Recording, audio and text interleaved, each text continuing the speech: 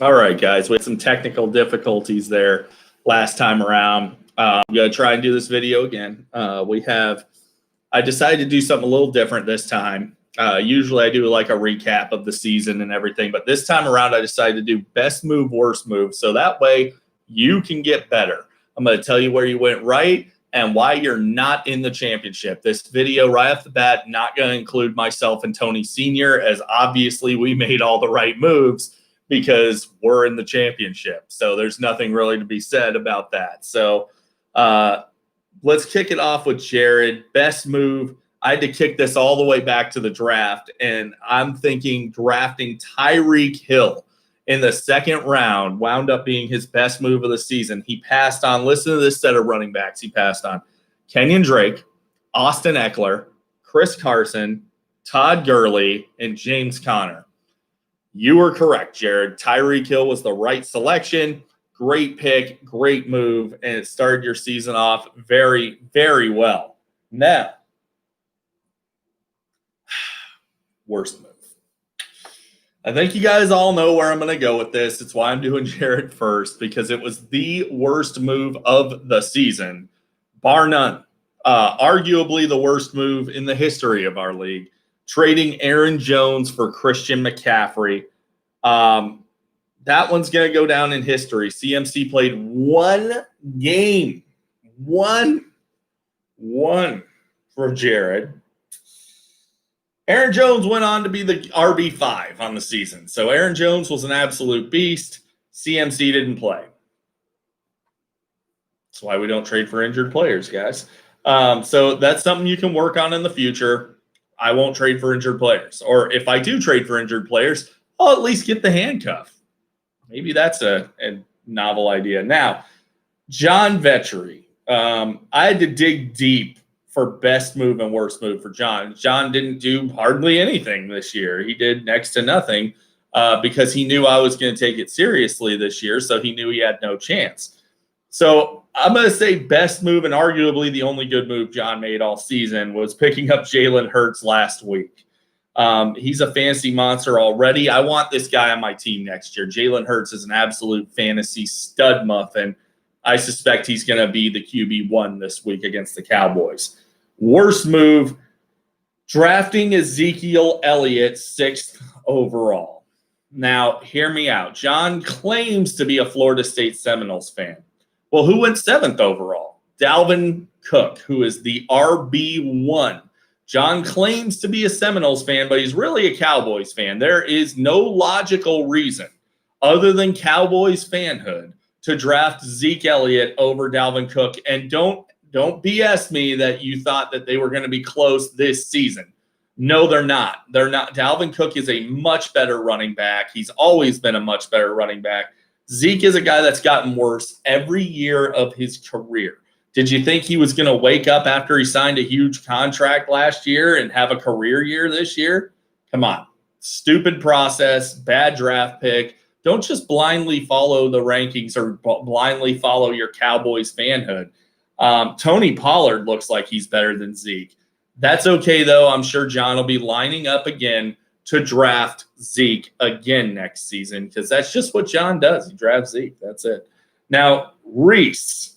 Best move, you got me on this one, Reese. You traded me Latavius Murray and Michael Thomas for DeAndre Swift and Chase Claypool. Swift is a stud. Claypool, reliable, solid wideout, has tremendous upside, as we've seen a couple times this year. And he gave up basically nothing. Latavius Murray and Michael Thomas have been just about useless in terms of fantasy. Thomas hasn't even scored a freaking touchdown this year. So Michael Thomas sucks. Now, worst move, trading Chris Carson and Adam Thielen for said Michael Thomas and Dak Prescott. Now, to be fair, if they both play a healthy season, this isn't as bad a trade for Reese as it looks in hindsight.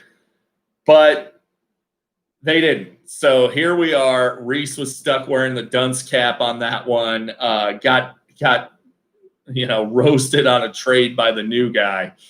Never a good look. Now, let's move forward to Tony Jr. here. We're just rolling right along on this. I love this.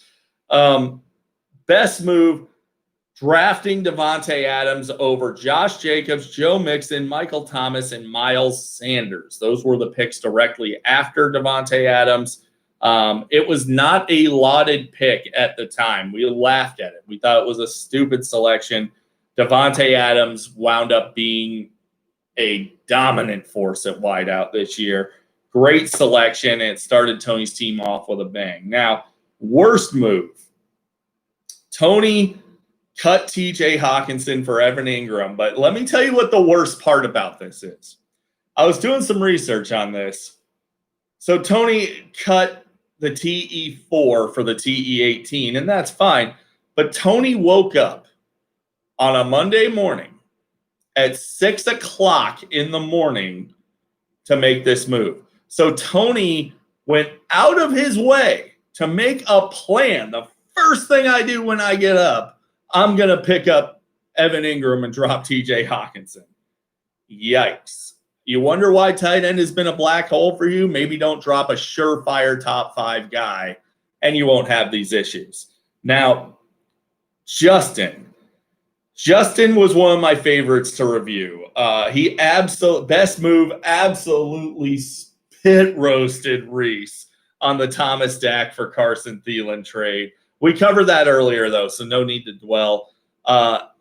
Let's talk about snatching up Justin Jefferson out of free agency and refusing the many advances people made in trying to acquire Justin Jefferson from him. Stuck to your guns on Jefferson. I got to give you props for that.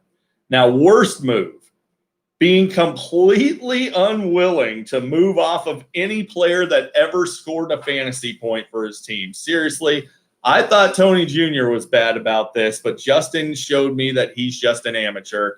Justin showed the league that he's on the next level as far as just, I am not going to consider trading a guy that once had a good week for my team.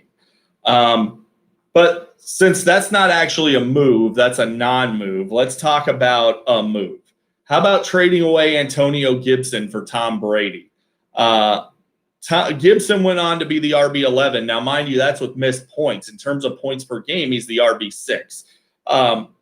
But Brady was the QB9, which in a 10-team league means you probably had the second worst QB in the league. So that was just not great. Really not great. We could also point to trading Dalvin Cook for an assorted bag of dog shit. Joe Mixon and Raheem Mostert, both guys who have done next to nothing for Justin. Both guys he absolutely refused to even entertain an offer on. Wouldn't even listen to an offer on either of these guys. I suppose he did get Mike Evans in that deal, but getting the wide receiver 13 for the RB1 is a pretty shitty deal. I think we could all agree on that. Now, moving on to Steve.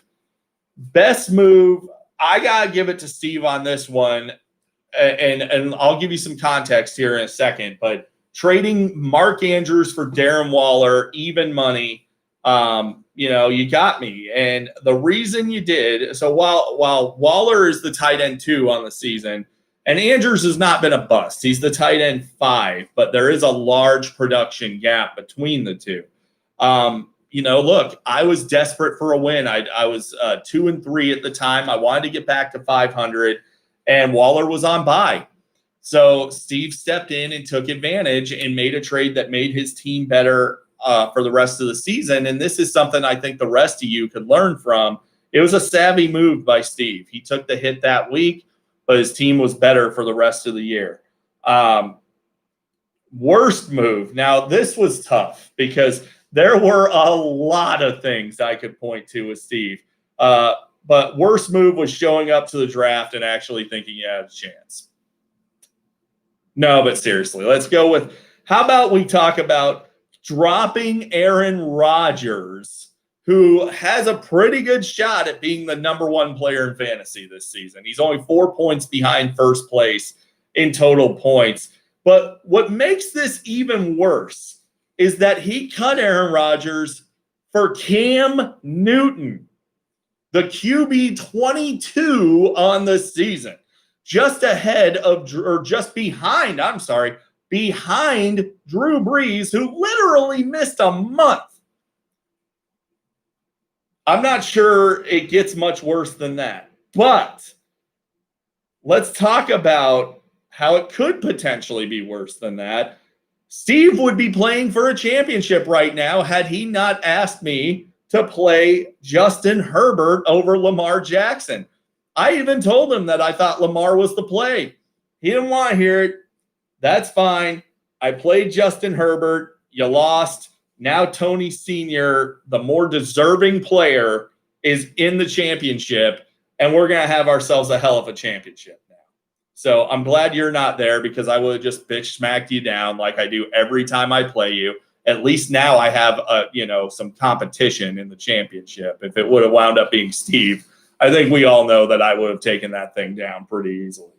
Now, on to the playoff teams. And as I mentioned, I'm not doing myself or Tony Sr. because obviously we made all the right moves. We're in the championship, so there's nothing to talk about here. Every move we made was a great move, and there's nothing bad that happened. We're playing for a championship, and you losers are watching. That's what's happening. Now, Joe, best move. Quite obviously the best trade in the league this season, CMC for Aaron Jones. But since we already talked about that, let's talk about another component to that trade, not giving up Mike Davis in that deal. Mike Davis went on to be a very good running back for Joe for the rest of the year. So Mike Davis, great running back. You'll have to show me that Jedi mind trick, because I assume that's the only way you got that deal done without including Davis. Seriously, you're going to have to show me how you did that. That's incredible. Worst move. The truth is the worst move for Joe was not pivoting off of some of his early season guys who were obviously performing over their heads. But we're going to point to an actual move. So Joe was horrendously bad at streaming defenses this year. And to make matters worse, he cut the Colts, who are within 5 points of being the number one defense in fantasy. They've been great all season. He could have just rolled with them all year. Instead, he wasted move after move after move every freaking week trying to pick out a defense. And he had a great defense. There was no reason to do this to yourself, and you did it to yourself. So that was your worst move. Now, Jason, best move, picking up mighty Mitchell Trubisky yesterday. Nah, seriously. How about acquiring James and Allen Robinson for Jonathan Taylor? Now, while Taylor has come on lately, J-Rob is the RB4 on the season. A-Rob is the wide receiver 10. That means he got a mid-range RB1 and a back-end wide receiver 1 for an RB2. Great trade and one hell of a season from Jason. But I got to go worst move. And the worst move is relying on old man Roethlisberger to get it done and to get you to a fantasy championship. I mean, Ben is absolutely falling apart. We saw this coming, man. The previous 3 games, he looked awful. He looks like he's in pain. If you were actually watching the games, there's no way you'd roll Roethlisberger out there. But you did, and it wound up costing you a shot at your first league championship. Now, speaking of league championship, the next video I do is going to be a Super Bowl preview. I will tell you how Tony Sr. and I have got here. We took very different paths to get to the Super Bowl, and it is a true David versus Goliath story. Who's going to win? I don't know. You're going to have to tune in to the matchup preview video to see who takes this home this season. I will see you guys on Thursday.